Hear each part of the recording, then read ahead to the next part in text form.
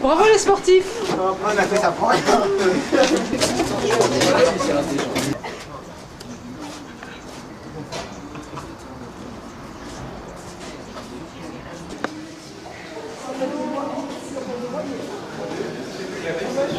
Vous êtes dans une filière plutôt de créateurs. Voilà. Donc vous allez déjà faire des choix de matière, exactement, choix de matériaux, qui vont conditionner tout l'impact en fait des produits. Hein. Vous avez déjà, quand vous faites des choix de matériaux, vous faites des choix de quantité de déchets après, et donc de matériaux aussi, donc matières premières. Ce bâtiment s'appelle Mosinor. C'est ce qu'on appelle un bâtiment industriel. Et donc c'est une espèce de pépinière d'entreprise. Et nous on va aller tout en haut voir le Fab Lab. C'est une zone industrielle verticale, il y a 4 étages. C'est unique en Europe parce que ces 4 étages sont reliés par une double rampe. Il y a environ une cinquantaine d'entreprises qui travaillent là-dedans, donc le bâtiment est divisé à peu près 40 lots. On retrouve tout ce qui est menuiserie, menuiserie traditionnelle, menuiserie numérique, imprimeur, on a distributeur de vêtements, prototypiste, agence de design et un Fab Lab où nous sommes situés au dernier étage. Ces entreprises donc produisent environ 3000 tonnes de déchets par an. Alors forcément, ces déchets sont issus directement de leur activité. À nous de les transformer en des objets de valeur. C'est ce qu'on appelle familièrement en fait l'upcycling. Donc je vous propose de remonter la rampe pour pouvoir un petit peu commencer et ensuite de monter directement au Fab Lab.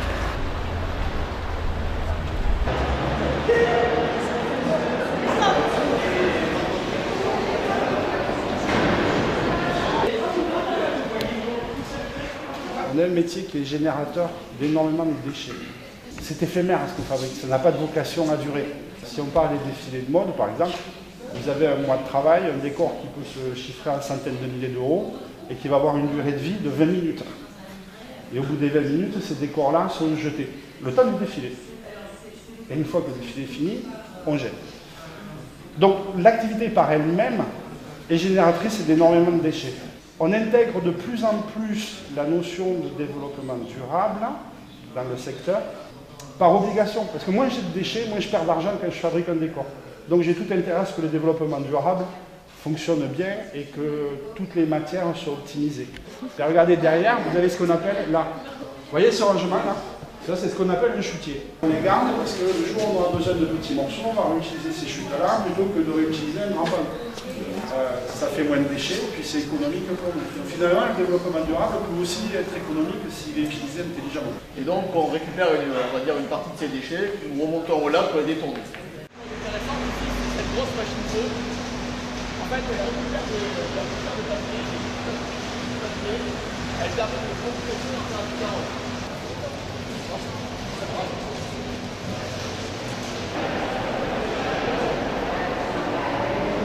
Donc à un moment, cette entreprise était capable de fournir environ 10 plaques de mélaminé, d'aggloméré mélaminé, donc ce qui était pour nous une source de déchets relativement considérable, voire limite.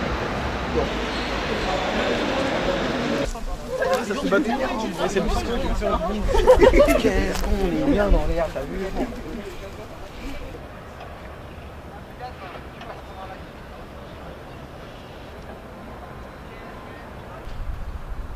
Donc ici dans le Fab Lab de Mosinor, donc qui s'appelle l'Eco Design Fab Lab. Donc il y a une partie accueil, salle de conception, petite machine numérique, et une partie réserve de matériaux, machine à bois. Donc à Mosinor, on peut récupérer on va dire ceci qui symbolise la palette. Donc la palette, de la palette c'est principalement du résineux, du latte, du médium, un petit peu de médium coloré, ça c'est rare. Ce qui est possible de faire dans les Fab Labs, et dans tous les Fab Labs du monde en fait, c'est de pouvoir concevoir un objet en 3D, de le prototyper avec une imprimante 3D par exemple, et de pouvoir aller imprimer cet objet à New York, à Tokyo, ou juste à côté, à Paris. Ça sera le même objet, si vous avez décidé de le protéger en termes de forme, ou du moins il peut y avoir un autre on va dire, concepteur ou un autre membre de notre Fab Lab qui peut l'améliorer. Donc c'est ce qu'on appelle l'économie collaborative. Donc c'est notre réserve de matériaux, de bois, dérivés plastiques qu'on peut trouver sur Mosinor. On a décidé de les classer par dimension. Et donc mon panneau est en place et je l'ai coupé à 65. C'est une scie circulaire.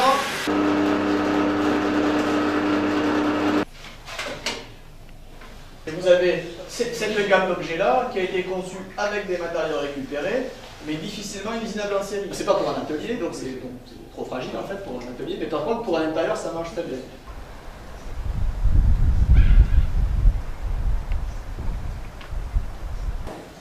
Avec le professeur, nous avons préparé des matériaux issus des déchets de Mosinor.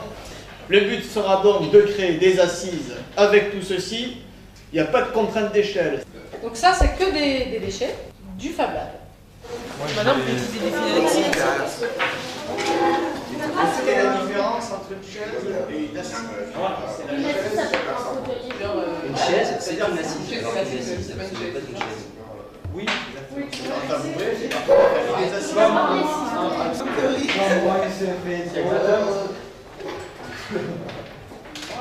Non, il faudrait que Ne vous limitez pas à la chaise avec le dossier, les machins.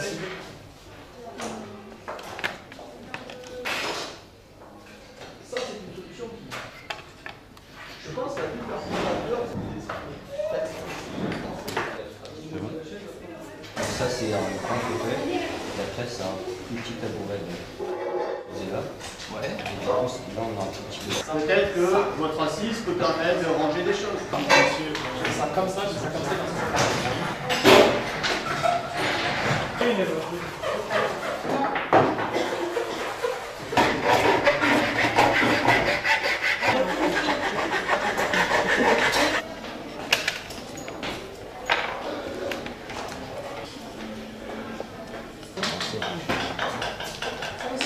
C'est dans ce sens-là? Oui. Ah d'accord.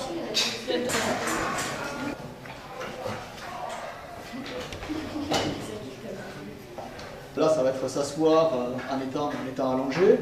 Là, on pourra, je pense, pouvoir s'incliner. Là, c'est juste s'asseoir, peut-être en califourchon, peut-être devant. Bon, il y a plusieurs modes d'assises possibles en fonction des usages dans la maison ou à l'extérieur de la maison. Le design, ça sera sur le management de ces contraintes-là et trouver les combinaisons, là où les combinaisons la plus pertinente en fonction des contraintes que vous aurez à manager, en fait. Voilà. Et en tout cas, moi, je suis très content.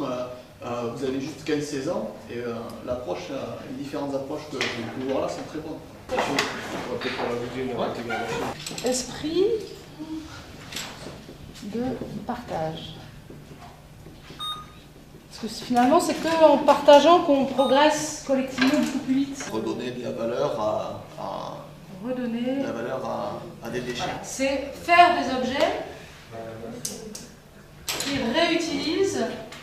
Qui réutilisent quoi? Des chutes. Des chutes. Et donc depuis quelques années, pour des raisons assez complexes, on s'est rendu compte que matières premières, il y en a de moins en moins, donc leur coût augmente. Si on fabrique à moins de coûts ailleurs, c'est loin. Donc on a de nouveau un coût au niveau des transports, donc une dépense des matières premières qui sont fossiles, c'est-à-dire tout ce qui est pétrole, etc., etc. Donc on rentre dans un cercle relativement vicieux en termes de dépenses énergétiques. Faire un produit, c'est beaucoup de recherche. Alors ça, j'en ai des cartons entiers. J'ai cherché le format, qu'est-ce qu'on a envie comme format, qu'est-ce que je peux faire en fonction de ces machines, en fonction de ce qu'on a envie d'avoir. Donc j'ai fait plein d'essais. J'ai échantillonné des milliers de papiers, donc toutes les watts. Je suis arrivée avec ça en me disant, voilà, j'ai une idée, j'ai ce papier-là.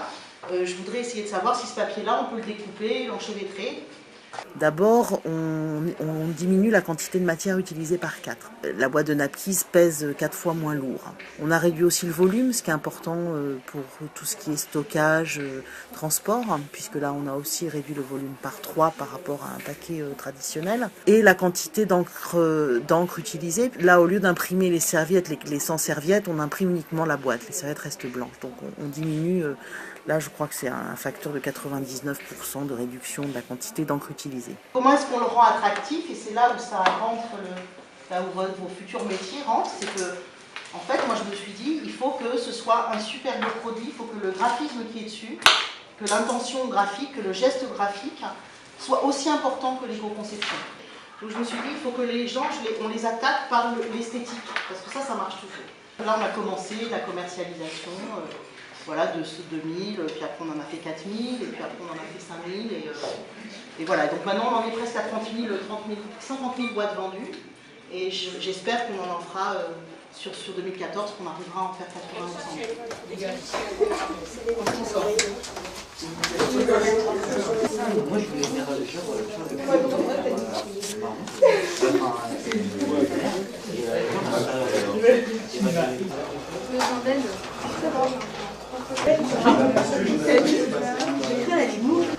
Enfin, personnellement, moi j'aime bien la nature, donc l'héros c'est une de mes fleurs préférées, donc j'ai voulu choisir ça.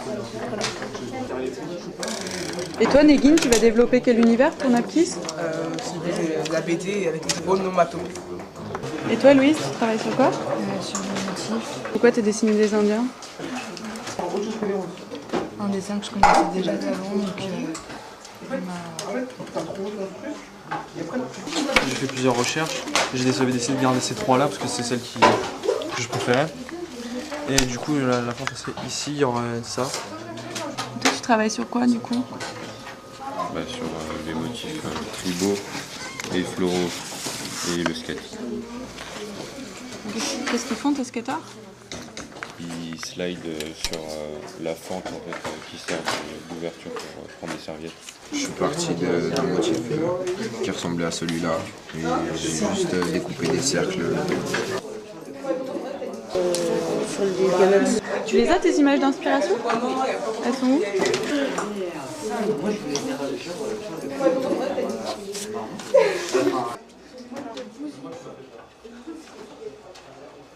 on est allés ensemble dans l'imprimerie qui se trouvait dans une petite rue à Paris et on a récupéré les macules. Vous avez récupéré quoi? Les macules. Qu'est-ce que c'est? C'est là où on fait les tests pour calibrer l'encre pour les futures boîtes. Et vous allez faire quoi avec ça? Des carnets, abat-jour. Vous avez récupéré les languettes, c'est ça? Oui, les languettes. C'est les languettes en fait qui se trouvent ici, qui sont découpées et gardées au final. Par exemple, là on a nos dessous de verre. Il faut juste couper là. Là. Couper ici, ici. Et poncer un peu pour que ce soit bien droit. Et j'ai un marquage qu'on a fini. Et vous allez les vendre?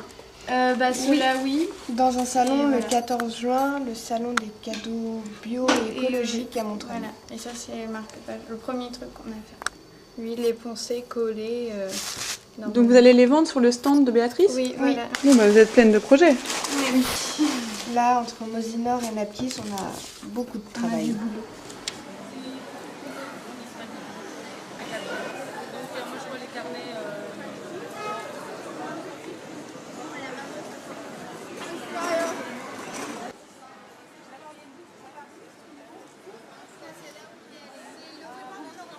Ouais, c'est ça. C'est génial parce que moi j'achète des scotch spéciaux qui résistent aux UV. Dans leur futur métier de designer, trouver la combinaison la plus pertinente par rapport aux contraintes qui leur sont arbitrairement données. J'espère que cet exercice vous aura amené à entrevoir quel sera vos prochains métiers de designer dans les industries créatives. Pendant toute votre scolarité, vous allez pouvoir reproduire, approfondir, améliorer ce processus de conception à partir de matériaux considérés comme déchets ou non. Donc ça sera à vous maintenant de pouvoir jongler entre l'économie linéaire, l'économie circulaire et l'économie collaborative au sein des fableurs. Merci et bravo à vous. Merci.